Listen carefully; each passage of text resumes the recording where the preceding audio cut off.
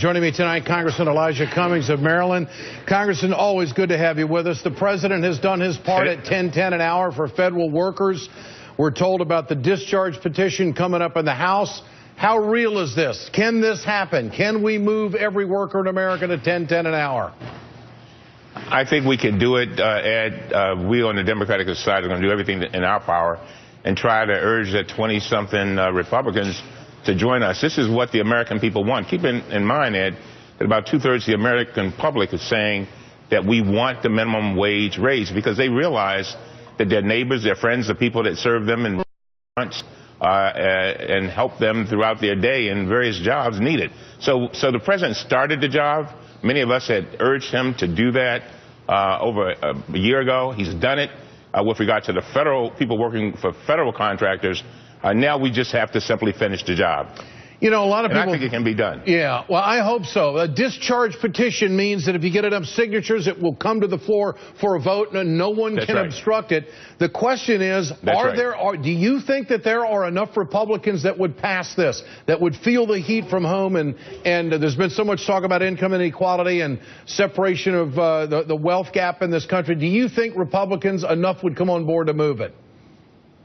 The problem is this, Ed. I think we have enough folks that if it were placed on the floor would vote for it. The problem is whether they will stand up, sign the discharge petition to allow it to be brought to the floor. I have absolutely no doubt that we have the votes to, once it gets to the floor, to pass it. Yeah. And I'm hoping that some of these folks will stand up and do what is right for their constituents, by the way, their constituents. Yeah. And you know, we have this statement, the military says we leave no one behind.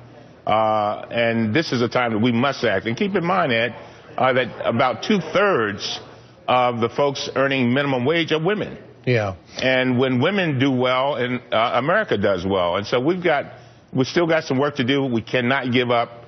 And we, on the Democratic side, have made it clear that we understand that we don't have the right to remain silent. Congressman, I want to switch topics on you to health care, because the president mentioned health care as a part of his opportunity agenda in his speech on Wednesday. The Health and Human Services Department says that through February 1st, over 3 million Americans have signed up for health care through the federal and state exchanges. I predicted on this program back in December that it would be 5 million would be signing up by March 31st. And I mean, it seems like we could hit that number. What's your reaction to the latest numbers, and what does this signal? Well, it signals, first of all, it was unfortunate we had the kind of start with regard to the website that we did.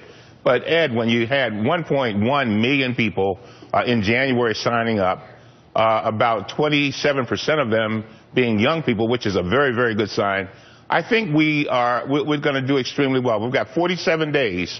I think that with the insurance companies doing their advertising, with the president pushing to make sure that people get signed up, I think I actually think we'll make more than the 5 million getting signed up. But keep in mind, Ed, people have now been given an opportunity to get insurance. Some 3.3 million now have it.